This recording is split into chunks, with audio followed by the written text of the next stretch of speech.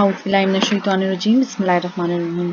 You people are having some issues in your assignment to show that P of U is a Boolean algebra. So I'll explain Boolean algebra in detail with an example. Any set A with an ordered relation is a partially ordered set. You know all this. Mostly we call it preceding symbol, and it will change for the different sets. Okay, if every two elements has supremum and infimum, then in A and this partially ordered set is called a lattice. If in a partially ordered set every two elements has a supremum and infimum. Now again, supremum और infimum आपका हर partially ordered set के according different तरह से defined होता है, ठीक है, और वो डिफाइंड होता है with respect to the order relation जो वहां पर डिफाइंड होता है उसके according. Okay, partially ordered set with every two elements has a supremum and infimum is called a lattice. Lattice तक कर लिया. Fifth condition आपके पास जो notes में भी है, there is an element called zero element. मैंने वहाँ भी आपको explain किया. It's not actual zero, it's called the zero element in A such that zero sup A means zero and supremum of zero and A is A for all A belongs to A.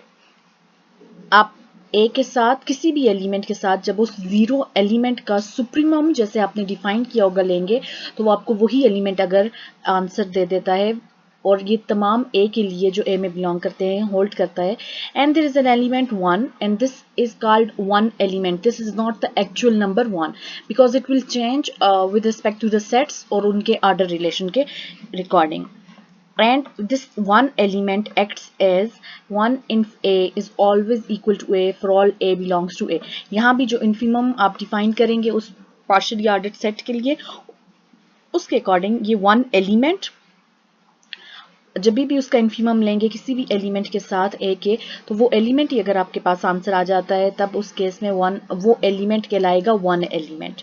ठीक है, यहाँ मैंने one लिखा हुआ है. उस case में suppose किसी और सेट के केस में वो आपके पास नंबर्स के केस में, डिवीजन के केस में सपोज वहां पर डिवीजन हो, या कुछ और सेट्स के केस में जैसे आपके सेट्स में कोई ऐसा एलिमेंट होना चाहिए जिसका इनफीमम किसी भी और एलिमेंट के साथ आप लें और वो आंसर दूसरा एलिमेंट ही आए, तब उस केस में उस एलिमेंट को आप क्या कहेंगे, that it will work as an one element for this set.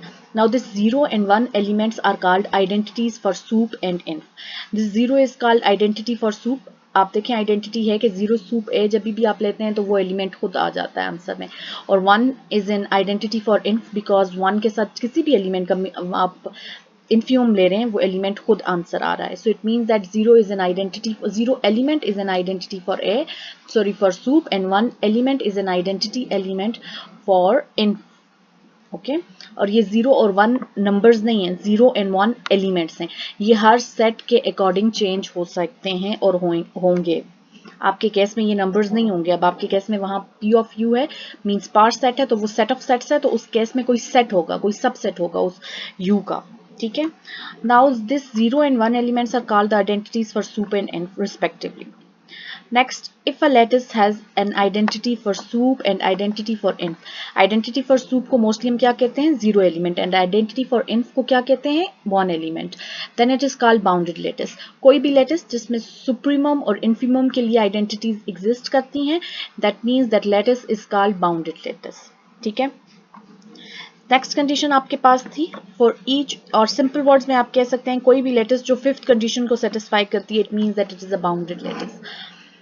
Next six condition आपके पास थी for each A belongs to A there is an element A complement belongs to A such that A inf A complement or A inf A prime is equal to this zero element, and A sup A complement or A sup A prime is equal to one element. Okay, now these are the elements जो आप ऊपर find out करेंगे, zero element and one element, not the number zero, not the number one. Her set के according ये change हो जाएंगे. आपकी example के केस में ये सेट्स होंगे, कोई जीरो भी कोई सेट होगा, वन भी कोई सेट होगा जो ऊपर वाली कंडीशन को सेटिस्फाई कर होगा रिगार्डिंग आपने जैसे भी सुप और इन्फ वहां पर डिफाइन किया होगा. Means a inf A complement is always equal to zero element or identity for sup, or A sup A complement is always equal to one or element or the identity of sup. identity element of n, or each element in A has a complement, then A is called complemented. Okay अगर ये 6 condition के हर एक ए element के लिए कोई complement ऐसा exist करता है कि जब उस कॉम्प्लीमेंट एलिमेंट को आप उसके साथ इन्फ लेते हैं तो वो जीरो, यानी जीरो एलिमेंट या आइडेंटिटी फॉर सूप देता है, और जब आप उसका उसी एलिमेंट का उसकी कॉम्प्लीमेंट के साथ सूप लेते हैं, सुप्रीमम लेते हैं, तो वो आपको आइडेंटिटी फॉर इन्फ दे देता है। इस केस में आप उसे कहते हैं कि हर एलिमेंट का कॉम्प्लीमेंट एग्जिस्ट करता है। कोई भी bounded lattice satisfying condition 6 is called complemented lattice. अब अगर आपसे सिर्फ कहा जाता कि पी ऑफ यू को कॉम्प्लीमेंटेड लेटिस शो करें, तो अब उस केस में आपने उसे लेटिस तक तो शो करना ही करना था, बट साथ में फिर आपने उसे बाउंडेड शो करना था एंड देन कॉम्प्लीमेंटेड शो करना था। 7 condition is distributive law with respect to soup and inf और distributes over region। अगर कोई एक लॉ भी होल्ड कर जाता है तो दूसरा ऑब्वियसली यहाँ पर उसके अकॉर्डिंग होल्ड करेगा। अ lettuce satisfying both distributive law is called distributive। कोई भी लेटिस जिसमें वो पार्शियली ऑर्डर सेट हो विद पार्शियल ऑर्डर, फिर उसमें उसका हर दो एलिमेंट का सुप्रीमम एंड इन्फीमम एग्जिस्ट करे और वो डिस्ट्रीब्यूटिव प्रॉपर्टी को उन सुप्रीमम एंड इन्फीमम के विद रिस्पेक्ट सेटिस्फाई करें, तब उस लेटिस को हम क्या कहेंगे? That is a distributive lattice. Now what is a Boolean algebra?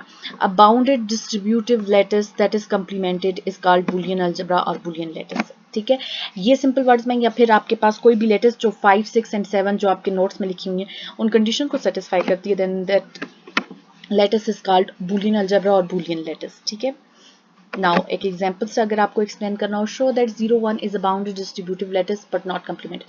अच्छा, मेरे पास अभी जितनी भी एग्जांपल्स हैं दैट आर बूलियन अलजेब्रास और बूलियन लेटिस, वो बहुत कॉम्प्लिकेटेड हैं, फंक्शंस फ्रॉम फंक्शंस हैं, या यू वी है, function from U to V हैं, डिफरेंट काइंड ऑफ हैं। ये उनमें सबसे ईजीएस्ट वन है, that's why I have chosen it to explain for you. और इस केस में ये कॉम्प्लीमेंटेड भी है। आपने जो पी ऑफ यू को शो करना है बूलियन अलजेब्रा, उस केस में उसे कॉम्प्लीमेंटेड भी होना चाहिए। ये कॉम्प्लीमेंट की कंडीशन को सेटिस्फाई नहीं करेगी, बट आपकी जो एग्जाम्पल है वो कॉम्प्लीमेंट वाली डेफिनेशन को सेटिस्फाई करनी चाहिए, कॉम्प्लीमेंट वाली कंडीशन को सेटिस्फाई करनी चाहिए। नाउ शो दैट बाकी प्रोसीजर वैसा ही रहेगा, आप अंडरस्टैंड कर सकेंगे।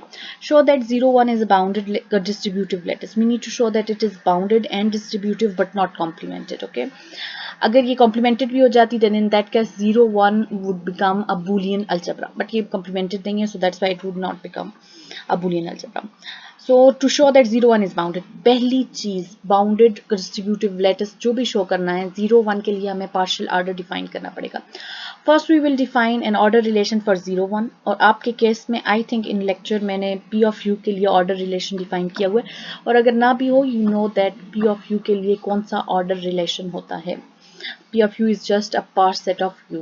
Okay, first we will define an order relation for 0, 1. Now as it comprises of numbers, अब 0, 1 आपके पास 0 और 1 क्लोज्ड इंटरवल है, 0 और 1 के दरमियान में इनफाइनाइट मेनी नंबर्स एग्जिस्ट करते हैं, सो इट मीन्स दैट ये नंबर्स हैं, तो नंबर्स के लिए सबसे best one and easiest one, ठीक है, best one and easiest one अगर आप डिफाइन करना चाहें तो वो less than or equal to का सिंबल, एक्चुअल सेंस में less than or equal to का सिंबल जो है वो ऑर्डर रिलेशन के तौर पर काम करता है। आपने नंबर्स के केस में डिवीजन भी देखी है, क्वेश्चंस आपने सॉल्व किए हैं कि नंबर्स का सेट था और आपने उसको with respect to division symbol आपने उन्हें पार्शियल ऑर्डर सेट शो किया है। इवन आपने पार्शियल ऑर्डर सेट शो करने के बाद वहां से greatest, maximum, maximal, minimal and least element भी इवन फाइंड आउट किए हैं, एंड लीस्ट एलिमेंट भी फाइंड आउट किया, ठीक है। But in this case of numbers में सबसे इजीएस्ट वन जो है वो that is called the less than or equal to symbol. So in numbers के केस में less than or equal to को as an order relation choose करते हैं।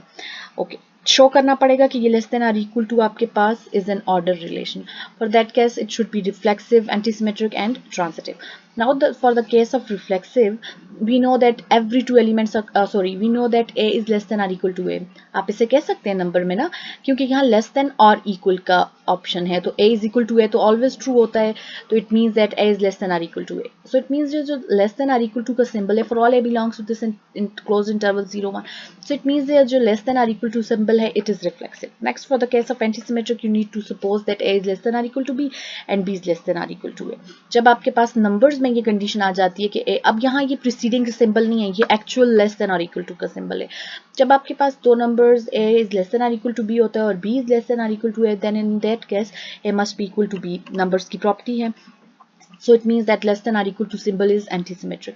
Next property is transitive property. Suppose that A is less than or equal to B and B is less than or equal to C. We need to suppose for the transitive property. जब इस तरह का case आ जाता है, आपको पता है A must be less than or equal to C by the property. Again numbers जितने भी real numbers हैं, ये तमाम उनकी properties हैं.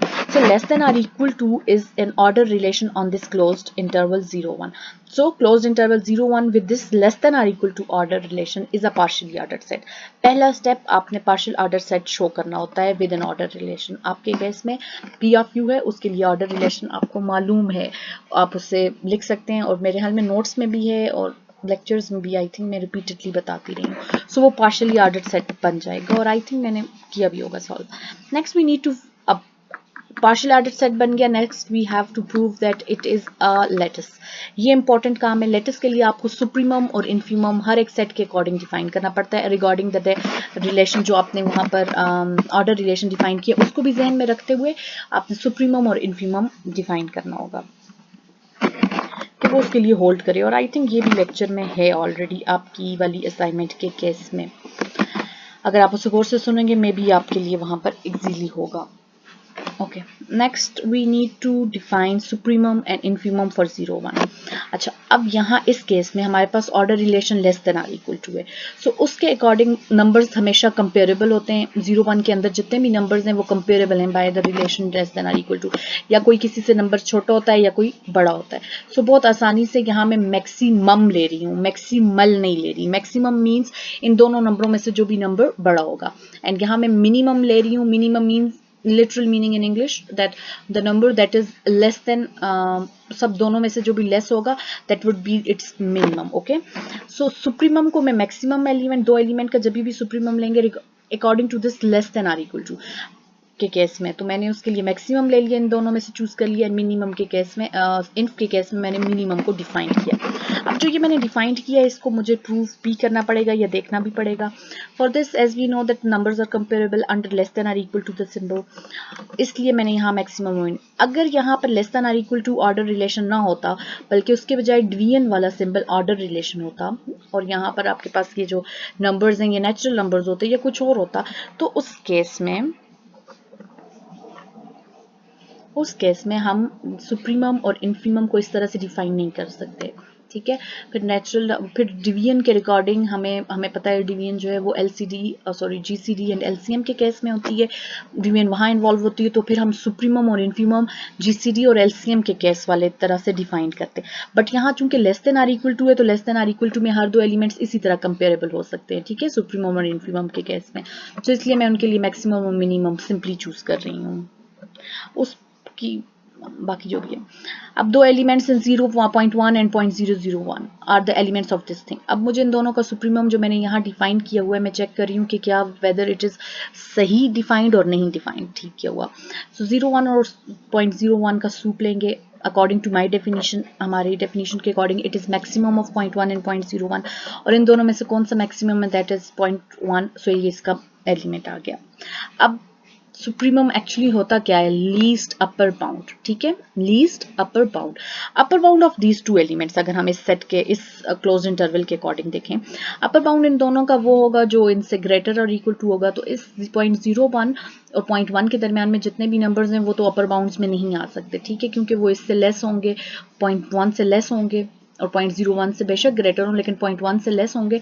सो वो अपर बाउंड वाले केस में जो अपर बाउंड की डेफिनेशन है उस पर सेटिस्फाई नहीं होंगे. सो इट मीन्स जो पहला एलिमेंट अपर बाउंड के केस में आएगा वो आपके पास आएगा 0.1. फिर उसके बाद आपके पास और एलिमेंट्स आएंगे जो 0.1 से ग्रेटर होंगे, बिकॉज अपर बाउंड वही एलिमेंट बनता है जो greater than or equal to those number जितने भी सेट में एग्जिस्ट करते हैं उनसे होता है. सो इसका मतलब है 0.1 पहला एलिमेंट होगा, फिर उसके बाद जितने भी एलिमेंट्स अपर बाउंड की क्लास में आएंगे वो आपके पास 0.1 से ग्रेटर होंगे.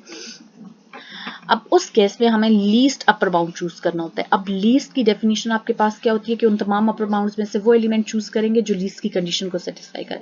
हियर इन दिस केस चूंकि ऑर्डर रिलेशन हमारे पास क्या है, less than or equal to, actual less than or equal to, तो उस केस में b is less than or equal to x, वो एलिमेंट जो x के तमाम एलिमेंट से छोटा होगा. लिटरल मीनिंग में लेस आर इक्वल हो जाएगा. ठीक है, यहाँ डिवीजन वाला केस नहीं है कि हम उसे रिप्लेस करें.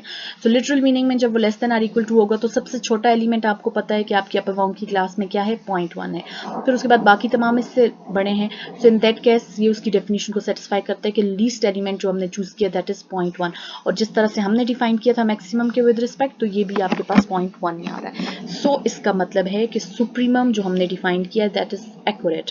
फिर इन्फीमम के केस में भी जब आप चेक करेंगे, मिनिमम वाली जो हमने चीज डिफाइन की हुई है, आप उसका GLB means greatest lower bounds find out करेंगे और फिर आप वो चेक करके देखेंगे, और क्लियर कट मिनिमम भी आपके पास इन्फीमम के तौर पे काम कर सकता है according to this less than or equal to symbols और डिफाइन जैसे हमने किया। सो हमारा डिफाइन आपके केस में सेट्स होंगे, तो सेट्स के ऊपर आपके पास जितने ऑपरेशंस हैं आप उन्हें चूज कर सकते हैं, वो उनके मैक्सिमम और वो उनके सुप्रीमम और इन्फीमम के तौर पे यूज हो सकते हैं। ठीक है, अच्छा नेक्स्ट, अब इसका मतलब है ये रफली मैंने आपके लिए किया जस्ट आपको शो करने के लिए कि ये जो मैक्सिमम हमने डिफाइन किया है it is actually the supremum. Supremum means least upper bound. Upper bound दोनों एलिमेंट्स के विद रिस्पेक्ट डिफाइन करेंगे तो उनमें से जो लीस्ट एलिमेंट होगा वही आपके पास ये रहेगा। ओके, नाउ जरा सा जल्दी करेंगे। So every element has supremum and infimum, so it means that 0 1 with this order relation and this sup and env, ठीक है, is a lattice। अब ये लेटिस बन गई। लेटिस बनने के बाद अब हमें बाउंडेड की कंडीशन सेटिस्फाई करनी होती है, और बाउंडेड के केस पे हमें 0 एलिमेंट और 1 एलिमेंट चूज करना होता है। ठीक है, सो 0 एलिमेंट और 1 element with respect to sup and env। इस केस में 0 और 1 एलिमेंट यहाँ पर अब 0, now in this particular case number 0 from this, अब ये नंबर 0 की बात हो रही है। Element 0 and number 0 are two different things, but इस केस में यहाँ पर number 0 from 0 1 act as an identity for sup, because जब भी आप supremum of 0 number with any element other than this, इसमें से कोई भी चूज कर रहे हैं, उसका सुप्रीमम लेते हैं तो हम उसे यहाँ पर डिफाइन करते हैं 0 sup A, which is actually हमारी डिफिनीशन के अकॉर्डिंग मैक्सिमम ऑफ 0 एंड ए। 0 इसका पहला मिनिमम एलिमेंट है, मतलब सबसे छोटा एलिमेंट है, 0 से स्टार्ट हो रहे हैं। इसके बाद इवन आप 0.00001 भी लेंगे तो मैक्सिमम उसमें वही एलिमेंट आ जाएगा, that is 0.0001। So it means that maximum of 0 is always 0। So from here 0 sup a is equal to a. So इसका मतलब है ये जो 0 नंबर है in this particular case is act as an 0 element और आइडेंटिटी फॉर सूप। आपके case में वहाँ नंबर्स तो हैं ही नहीं है, तो आपके केस में वहाँ कोई सेट होगा जिसका आप जब भी जो आपने सूप और डिफाइन किया होगा, सूप डिफाइन किया होगा, उसके अकॉर्डिंग उस सेट का किसी भी सेट के साथ जब आप सूप लेंगे तो आपके पास वो सेट इटसेल्फ आ जाएगा। तो वो आपके पास ऐसा कौन सा सेट होगा आप वहाँ चूज करेंगे P ऑफ U में, तो वो आपके पास 0 एलिमेंट के तौर पे एक्ट करेगा। नाउ फॉर द 1 एलिमेंट, यहाँ पर अगेन 1 नंबर जो है acts as an identity element for inf, because infimum of 1 है। जब भी आप लेते हैं 1 इन्फ ए है, with this means that minimum 1 है। 1 इज द मैक्सिमम, सबसे बड़ा एलिमेंट है 0 1 इंटरवल में, तो उसके साथ जिस भी एलिमेंट का आप लेंगे तो मिनिमम वही एलिमेंट आएगा। So in that case 1 inf a is always equal to a. So it means that number 1 acts as an identity element for inf. ठीक है, यहाँ हमारे पर्टिकुलर केस में। So it means that bounded हो गया, ये 0 element भी हमें मिल गया और 1 एलिमेंट भी मिल गया। नेक्स्ट फॉर द डिस्ट्रीब्यूटिव के केस में number satisfy distributive property according to sup and inf. यहाँ पर आपके पास ये डिस्ट्रीब्यूटिव प्रॉपर्टी है, और जरा सा डिस्ट्रीब्यूटिव प्रॉपर्टी रफली आपके लिए मैंने यहाँ पर एक्सप्लेन की है कि b inf c is equal to actually minimum of b c, क्योंकि हमने डिफाइंड ऐसे किया हुआ है। हमने सपोज ये किया है a is less than or equal to b is less than or equal to c, ये आपने सपोज कर लिया तीनों एलिमेंट्स के लिए। सो बी इन्फ सी जब आप फाइंड आउट करते हैं तो मिनिमम ऑफ बी सी आपके पास क्या आ जाएगा, मिनिमम बी और सी में छोटा कौन सा है, B, so it means B हो जाएगा। फिर ए सूप बी इन्फ सी का मतलब है ए सूप, इसकी जगह इसकी वैल्यू आपने पुट कर दी है is equal to, now A sup B आपने कैसे डिफाइन किया हुआ है, मैक्सिमम ऑफ ए बी। तो ए बी में से मैक्सिमम बड़ा एलिमेंट कौन सा है, वो बी इज ग्रेटर, तो इस मीन्स कि ये बी आ गया। ये राइट हैंड साइड हो गई आपकी लेफ्ट हैंड साइड। फिर राइट हैंड साइड के लिए क्या करना है,